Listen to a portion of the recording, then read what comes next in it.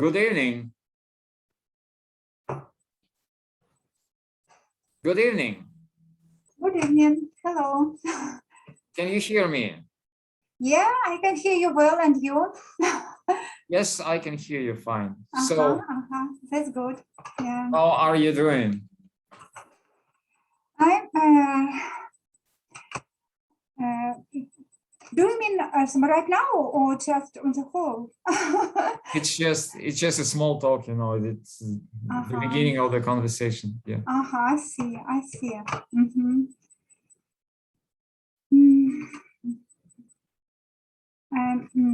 I don't know what to answer. I can tell just maybe a bit about myself. Yeah, sure, of course. Go ahead. I live in St. Petersburg. I am an engineer, and English is just my hobby. And I needed at work, but not it's not my main skill. But sometimes I need it pretty much. Yeah. So, what work do you do? I am a geologist, engineer. Geologist. What kind of a geologist? Because I know that there are several types of geologists. Are you a sedimentologist or what? No. We do make some kind of research before construction. So it's we drill bores and just make some samples of soil, and then we test it in a laboratory. So just do some research before construction. So I don't know the right maybe title or name of my profession. Maybe soil geologist or something like that. Yeah. All right, and you said that you need it for your job. You need English for your job. So why is that? Why? Because I should read a lot, and sometimes I have to explain something to our foreign partners, and to show a laboratory, just to have some small talk if they visit our firm. Okay. Yeah. So how do you communicate? It's from through Skype or through Zoom, or how do you? Sometimes I just see them face to face. Sometimes I should write letters and speak over phone. That maybe the most difficult, Yeah, because I can see face and articulation, and so I have, and I don't know, this way of speaking over the phone. So just kind of, I don't know, a kind of politeness, some code. I don't know well, really. Yeah. Okay. Very good. And last time, when did you communicate with your foreign colleagues? Last time, maybe a month ago. Very good. But except for this, I would say a field of my life, I have a lot of friends, Americans and British people, with whom I can talk from time to time. Yeah. Very good. Where did you learn your English? Where I learned it. I just take it up and give up, and from time to time I start studying, then I give up, and I don't know, maybe some courses. I think it's been maybe for 20 years, but with huge breaks, I think. Yeah. Okay. Yeah, I understand, but your English is pretty good. It's very understandable, very clear. So that means that your education in your English was very good. Okay, but what do you want to learn at the same time?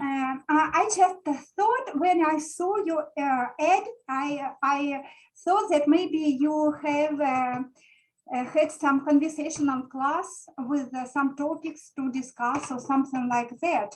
And I would like to try just to communicate with people and who may have the same hobby as I have, and you know, I know a lot of people who a little bit of just crazy people about that, and they enjoy just talking, and this is a kind of yeah. So how it works, you know, the conversational club, how it works, I will just let me explain, and it will be very clear for you. So usually the teacher is kind of a facilitator. I just help you to make a conversation, and usually students, they come with a big question to discuss, and together with this big question, they also have a picture. Just they download this picture, which is for free download on the internet, and show the picture, because the picture will explain what you mean more clear. So you think that you have kind of a big question to discuss? Just think a little bit. If you want to discuss something, it will be a very good idea. Maybe I'm not very good at it, but just I'd like to try. Sure, of course. You know, sometimes we even don't know what to say in Russian. Yes, So I just, totally agree. That's why we have conversational class. Yeah. Specifically because of that. And you know, you won't believe, that's the biggest problem of our students. They never know what to talk about. And if you think about your foreign colleagues, they're usually very conversational. They usually have something to discuss. They're always ready, always prepared for the discussion. But you know, when we speak to our colleagues, it's much easier because we have this topic we both know. And well, you know that as I said, that's the problem, and it was kind of a because of the system of education in the former Soviet Union. It's usually the teacher is the boss in the house, you know. I'm not the boss. I'm not your boss. So that's why even if I, let's say, offer you a topic for the discussion, it will be my topic, the topic of my interest, which definitely probably you will not like it. So you just think a little bit, and we will talk. If you want me to give you some examples, all right. Let's say the previous classes, what we talked about. It was, for example, one young lady, she produced a picture of the exhibition at Manege. It was the exhibition about the new digital reality. So there were a couple of pictures of very unusual doors. These doors were printed on a 3D printer. And she was wondering, she was asking us, hey guys, do you really believe that we are approaching the new digital age or something like that? And so we discussed that. That's one example. Another example is another young person, a student from Moscow. He asked, what's the difference between the system of healthcare in Russia and in the United States of America? So you know that lots and lots of very different topics, and I have no idea what might be of interest for you. I see. So no questions, you know, like in other clubs. So they offer, you know, there are a lot of on the internet, like a set of questions for talking. Yeah, but yes. Yeah, even if you don't know people well, you know, sometimes we don't know their interest and their English level, and it's always easier to take those questions. Yeah. Well, I understand what you're saying. Well, I will ask you the questions which are good for everyone. So let's start with the first question, which is for everybody. What kind of weather are you having right now? kind of weather, you know, our usual St. Pete's weather. Just it's raining and about maybe 10 degrees above zero. It's cloudy, and but I think it's the best weather I like. I see every day, and I wouldn't say I like, for example, hot weather or something like that. So it's comfortable for me, and that's okay. Yeah. Right. Very good. So then the very common, the very regular question is about your hobby. Do you have any hobbies? My main hobby is English. I just like it, and sometimes I give it up, but I always, for example, even I have just heavy times in my life. Maybe English, it saved me because, you know, if you memorize new words or just try to read some difficult text, you can't think about bad times and just memorize words. So it's just an instrument for life, maybe. And I like watching movies, and I talking to friends, to people I know and don't know. And maybe the second hobby is gardening and my dacha and my doggies. so just the usual things to do and to enjoy. Yeah. All right. So what kind of a dog do you have? You know, I always forget the right name of this breed. Dachshund or Dachshund taxa. Yeah. or Dachshund. Yeah, I don't remember. Yeah. I understand. Yeah. Sometimes we call it a hot dog or a wiener or Dachshund. Yeah, I understand. Very good. So, is it an old dog, or how old is the dog? It's just funny because I have two dogs, a mother and a daughter. They're just relatives. Yeah. All right. Yeah. Very good. So then you said that your first hobby is your English. What do you do for your hobby? You just mentioned talking with friends, you mentioned movies. So maybe you have something else. And if you do not have anything else, just what kind of movies do you like watching? You know, it's a really serious question for me because I am not very good at just listening, you know, this movies language. So it's just, I don't know. I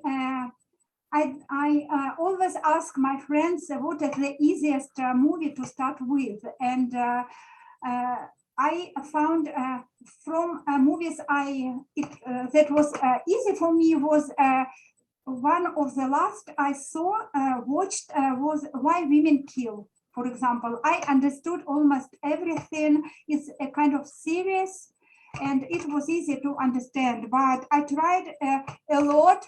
And like, you know, in all the internet, all people, they watch Friends serial, but it's very difficult for me. And I have to listen to maybe 10 times every piece to understand everything. Yeah, so it's difficult. If you please say again the name of the TV show which you said you watched last time. What was that? It's it's not a TV show, serial. Why Women Kill? Why Women Kill? Women. Women. Is the name William? Yeah, no, it's just I will write it. It's such a simple word. I think you can spell it. I think my pronunciation is awful because it's women. Women. Just. How do you spell it?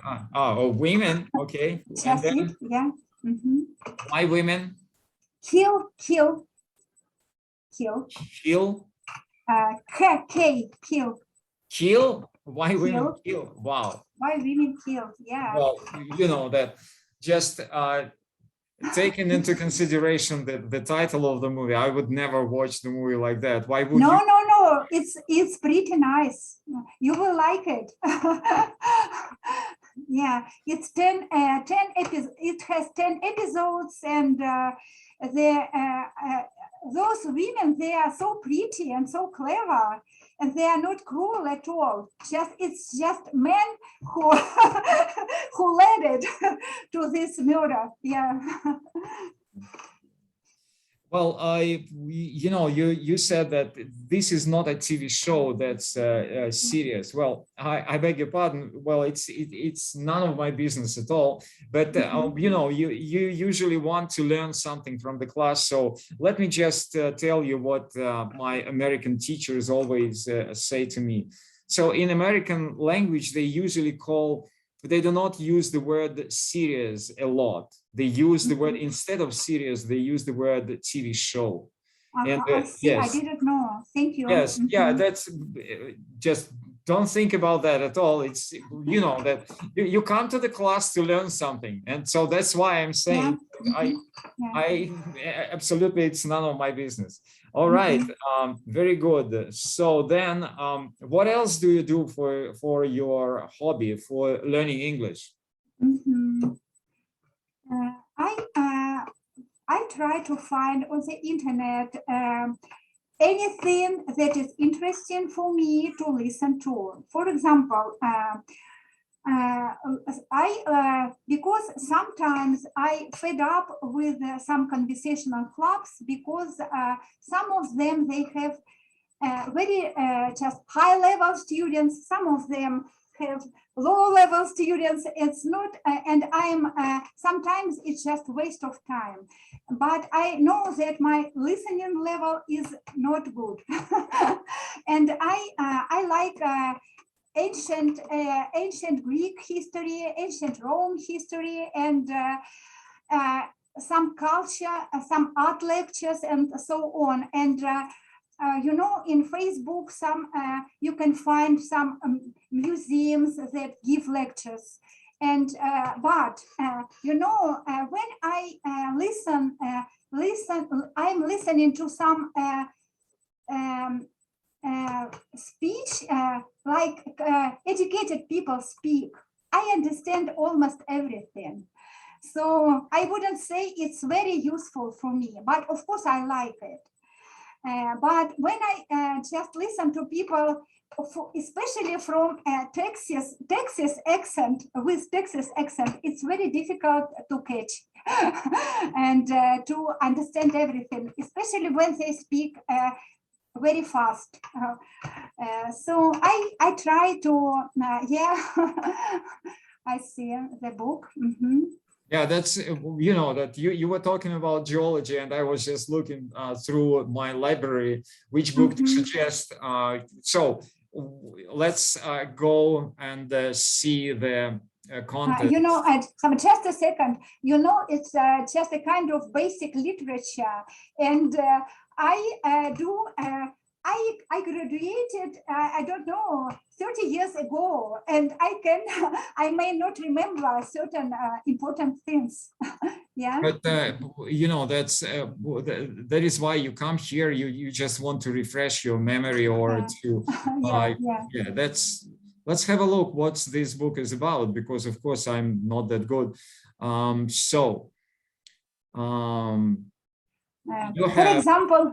For example, biblical geology is interesting chapter.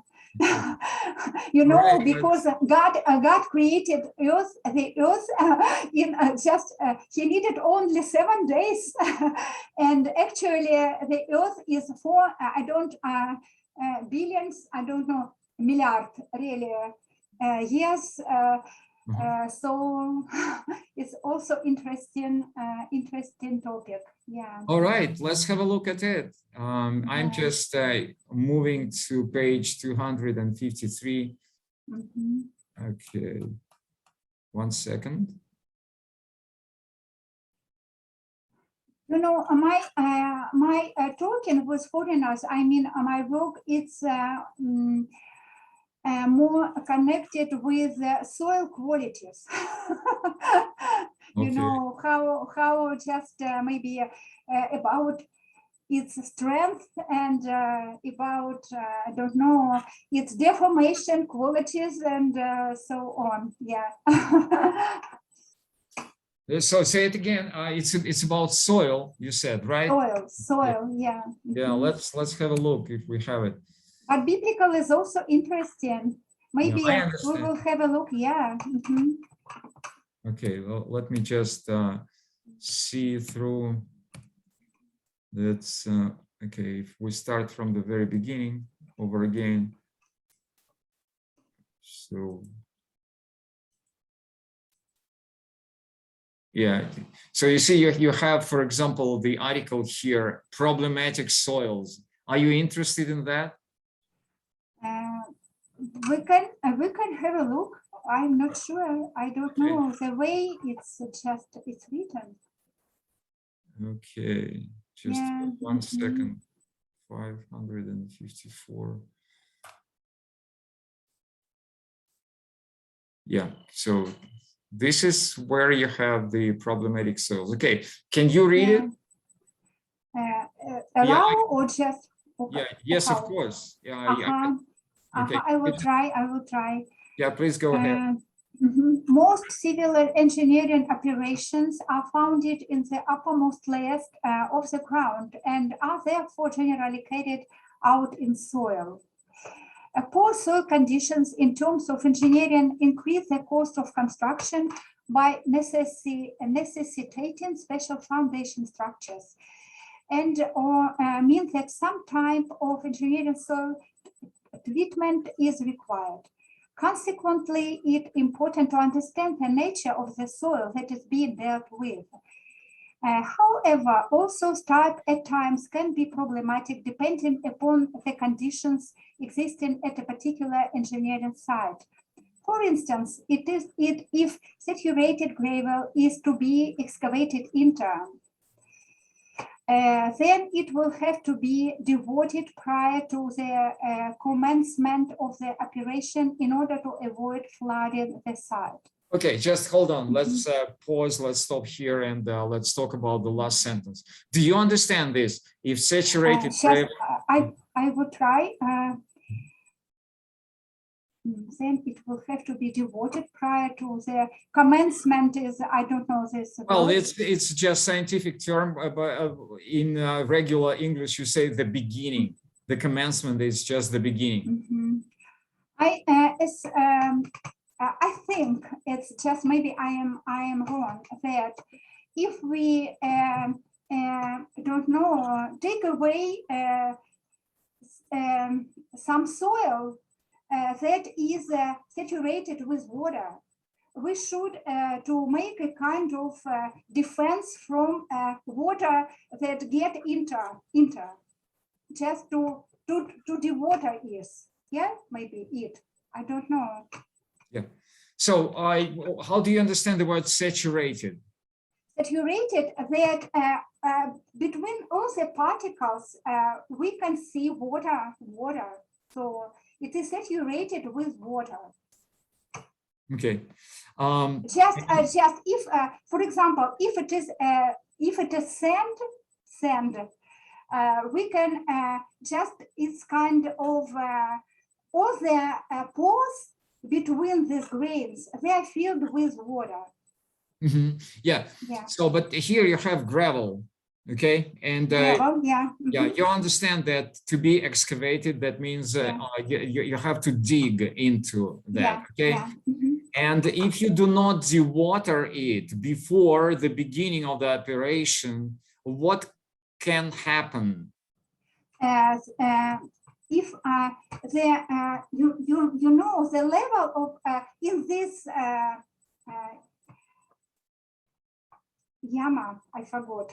In this empty place, there will be a level of water, so it will be filled with water. Okay, this place.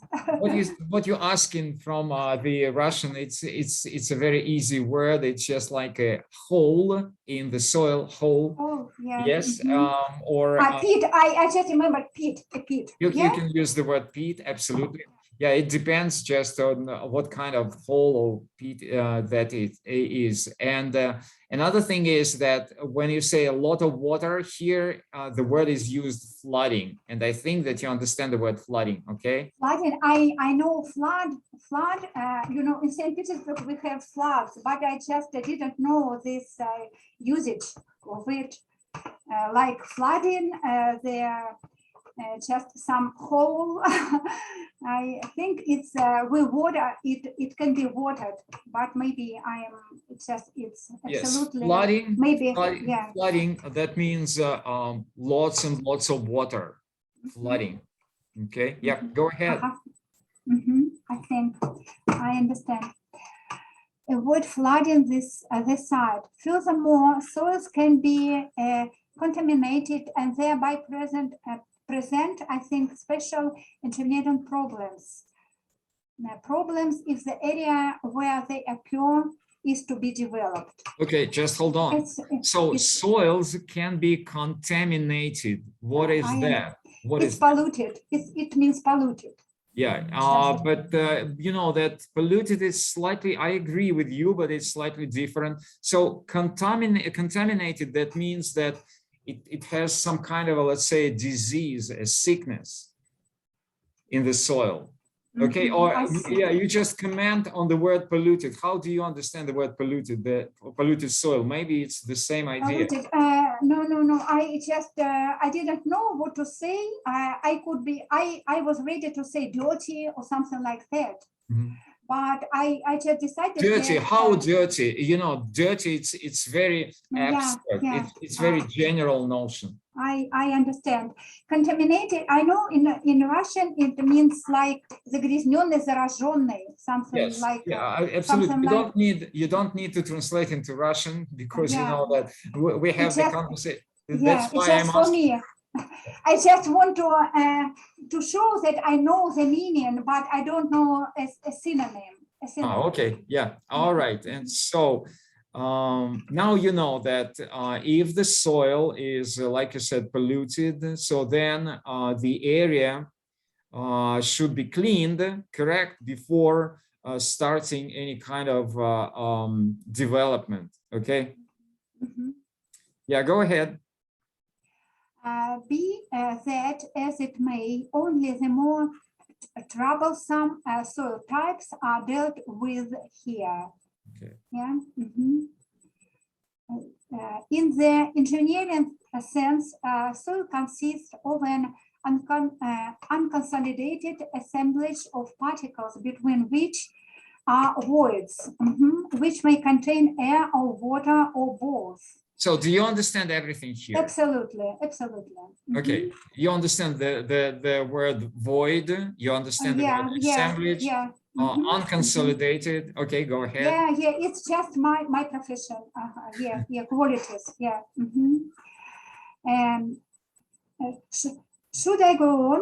Yeah, sure. As such, soil consists of three phases, that is solids, water, and air. Is that clear? Yeah, absolutely. Yeah, go ahead. Under certain circumstances, soil can contain other gases, gases such as methane or other liquids, such as I don't know. yes, you do. Yes, you do. That's the Latin Latin base of this word. So that's without water, I think. Yes, yeah, absolutely. So phase liquids. The interrelationships of the weights and volumes of the three phases are important since they help define the character of a soil. The solid phase of soil is derived from the breakdown of rock material by weathering or erosion, and it may have suffered varying maybe amount of transportation prior to deposition. So do you understand everything here? Maybe not completely, but the main thing I understand. Okay, which vocabulary you do not you think you do not understand? Just maybe not that fast, I think. Just a second. Yeah, sure. It said that it's important. Solid phase, how the material was delivered to the place where it was deposited. Yeah. So first of all, you know, what is the word derive? Derive is to get, to origin. Yes. Yeah, or to origin. I don't know the stress. Yeah. Yes. So you saw in the previous sentence that soil is has three phases, which are soil, air, and water, right? And so first of all, we talk about the solid phase of solid, and we get, like you said, we get the solid phase from the breakdown of rock material. Yeah, I see. Yeah, how rock material is produced by weathering or erosion. Okay. Yeah. And it may have suffered a varying amount of transportation prior to deposition. How do you understand that? Lots of it's that's not difficult because it's being changed during their it's some transportation. Before, the soil was moved for a long distance. It's moved, and it's those particles, you know, they just get they are getting smooth, and they change their shape, their form, and they just they lose their strength while they are being transported. Yeah. Okay, very good. Okay, yeah. Go ahead. It also may contain organic maybe matter. The total organic content of soils varying from less than 1% in the case of some immature or desert soils to over 90% in the case of peats. Okay, just wait a second, because that's necessary to talk now. You see the point that we do not only have the non-organic matter, we also have some organic matter. And you know, the sentence finishes with the name of the very organic soil. Do you know what peat is? So what is peat? What is peat? It's you know, there are places when it's swamp. Yes, absolutely. And swamp has some plants and some specific plants, and when they die every year, they just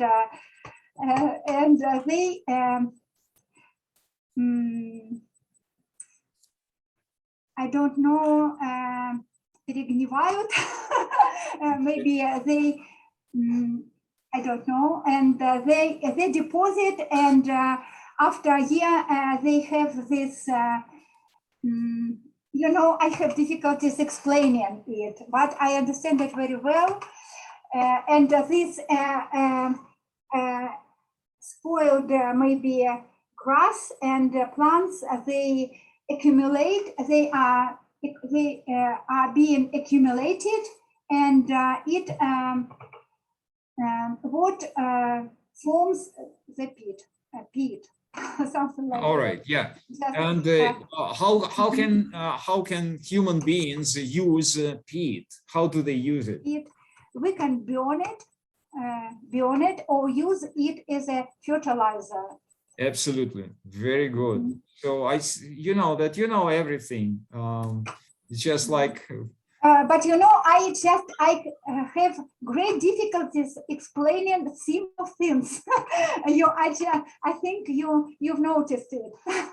Well, about, for example, how peat is being formed or something yeah, like that. but Yeah. well, that's a very interesting point you are making, because you know that this layer of the soil, which you called, we'll talk about later about these processes which form, which produce peat. But there is the very special word in Russian and the English language, absolutely the same word for this layer of soil. How do we call it? Same word in Russian and in English. Organic. Yes, organic. Okay. Do you know the word humus? Humus, I know that's Is it the word which you will humus is not the same. It's just a first phase of Okay. first we get humus, and then it's just turned into a peat. So humus is wider. Well, but you know that you were looking for the word, and I'm not technically prepared to discuss this matter with. That is why I'm asking you. You know better. So the word you were looking for from Russian into English literally will be to rot. You know, rot. To rot. Yes, I know, but I just was afraid to use it. I know about food, about something to eat. That is why I remember the word humus, because you know that rot is kind of a very general term again, and maybe you know better. Is it rot, or I have no idea what to say. But now we understood, and then do not forget that desert is a place with a lot of sun and a lot of sand, and the dessert is like the dish in the meal. Do not forget about that. Okay, go ahead.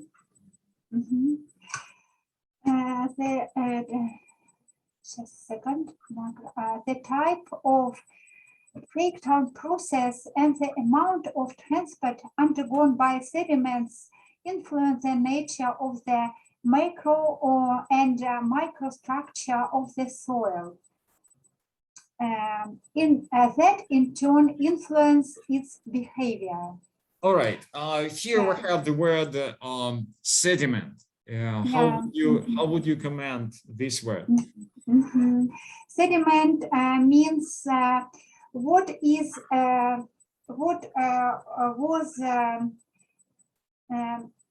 sediment. You know, when some particles, when they are transported, after they transported, they are being changed. So they get their density is в общем, у них увеличивается плотность. No Russian. I do not understand Russian. Their density is getting larger. I don't know, larger. That's correct. Their just avoids. They get smaller, so it get more and more. Maybe harder. It gets harder, and their strength, their construction qualities usually they get better. Okay, so let's have a look. Let's have a look at table 1. So just have a look, and I think that you will see the point. Nice.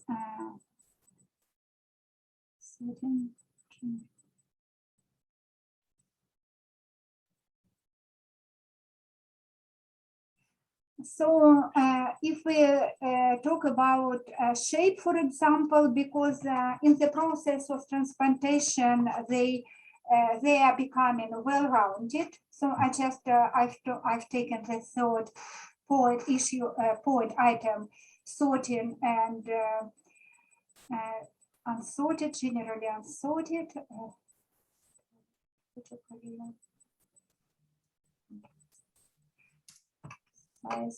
Sometimes they are getting sorted, sometimes unsorted. It depends on kind of transportation, really.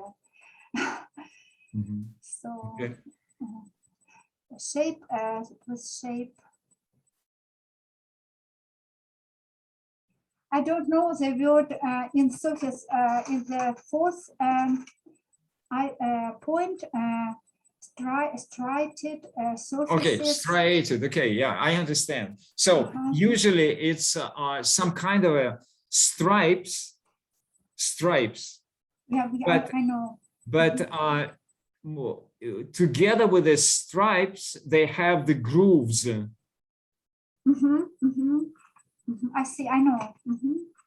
So that's called striated. Striated.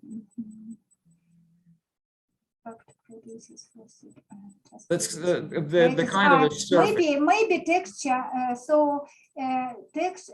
They just they acquire some texture, I think, as a result of sedimentation or something like that. Okay. All right. Okay, very good. We can move on, move back. Yeah. So go ahead. Yeah, and if you want to talk a little bit about something else, as I said, that's up to you totally, because you know, as a teacher, it's not my point to push you, to force you to talk about something. The best idea will be coming from you, definitely. So if you have anything just to discuss, just tell me, and we will discuss it. I see. Thank you.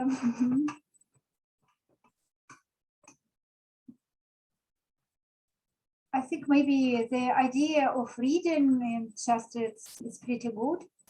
Okay, yeah, if you want to. I've lost the place where we were. Yeah. It's yeah. It's near. Troublesome soil types are dealt with here. Assemblage. Table 1. Yeah, I see. Furthermore, the same type of rock can give rise to different types of soils, depending on the climatic regime and the vegetative cover under which it develops. Dependent, that's understandable, yeah. Indeed, the character of a soil frequently is influenced to a significant extent by the climatic regime in which it's formed and exists. This is especially the case with some soils formed in more extreme climates, such as arid and semi-arid zones, notable examples being Sapra, soils and dispersive soils, respectively, or quick clays in cold climates. All right, just wait a second. Yes. Let's, as you said, let's talk a little bit about the vocabulary. Now, first of all, it said arid and semi or semi-arid areas. What is that? It's a kind of climate. I don't remember exactly. As far as I remember, it's just very dry climate. Yes, absolutely, very dry. So I totally agree with you. And other vocabulary here is dispersive soils. That's easy because we call the word like this in Russian. It's okay, just, I understand. Yeah. And then clay. How about clay? Clay. It's just a kind of cohesive Okay, yeah, I soil. understand that you know very well. Now, let's go ask Google, and you will immediately see the meaning of the word Saha. Okay, yeah, because it's you see it's Saha in geology. So that's can you see my screen? Can you see Google answer? No, I see only our article. Okay, let me just share the screen with you. Okay, now I think that you can see it, right? Yeah, I see. Used by So, signed. Is a coastal mud flood or sand flood, which is just wait. It's just very specific. I don't think it's something common. no, it's very common, believe me. Common, yeah. Yes, of course. It's first of all, this is the article from Wikipedia. This is the article from Oilfield Glossary. Then we can use it, and everywhere it's Sabha geology, and we can use it in just a general language. And you will also see that they will use it. Yeah. So let's go and see the Wikipedia entry. So you see that's typically used by earth scientists. That's from Arabic language, is a coastal supra-tidal mud flat or sand flat in which evaporate saline minerals accumulate. It's usually, they talk about, if you can see, they show it in Tunisia, for example, if you can see it, right? I see, yeah, I can see it, but I don't see it right. Okay, let's see the translation into Russian. How do they say it in Russian? Because I have no idea. All right. Yeah, just have a look. Salanchak, I see. Yes. Now I understand. Yeah. Now it's just how thought is just formed. Yeah. Okay. If you go back, you will see that it's evaporate. You know the word evaporate, right? No, I don't know. Evaporate. It's the meaning is that the water goes away from the soil like a vapor. I see. And then because of this process, there appears salt on the surface. And you can see this salt on the surface of this mineral deposit. Okay. I see. Now, you learned a new word. Yeah, I didn't deal with those SEP soils in St. Petersburg. Because I work in St. Petersburg, and I've been working for so many years with the same types of soils, and maybe I don't have enough practice with different kind of soils. Of course, I know Russian word salanchak, but I didn't deal with them. Haven't dealt with them. Yeah, I understand. And I forgot. Yeah. Yeah, I understand. But well, maybe you know that we have this Aral Sea, right? Yeah, you're right. Yeah. And we have this type of soils there, correct? Yeah. And I thought that probably during your college, in American language, universities are called colleges. So during your college education, when you got your master's degree or whatever degree you got, so I think that you learned about Aral Sea and Of course. So that's of course. I just absolutely didn't know this English word, and I was just puzzled because on the whole I read some articles in magazines and just journals, but mainly I understand them, but it was quite sometimes with a dictionary, of course. Yeah. Well, and you know, that's why I would like to recommend you to have this. You can easily download this geological encyclopedia because you know that encyclopedias are real good, and you will immediately pick up something very interesting for you to read. It's a very good read. You should. Okay, now let's go back to the book. So we did that. Okay, we have some maybe 5 minutes to go, and then we will wrap it up for today. So if you have any other questions, yes, I have questions. Tell me please about yourself.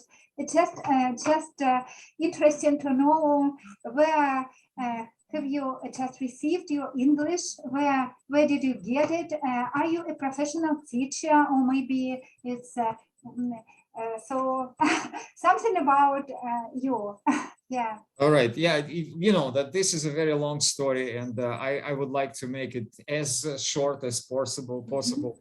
So it was the year 1961 when, if you remember, there was the Prime Minister Khrushchev in Russia.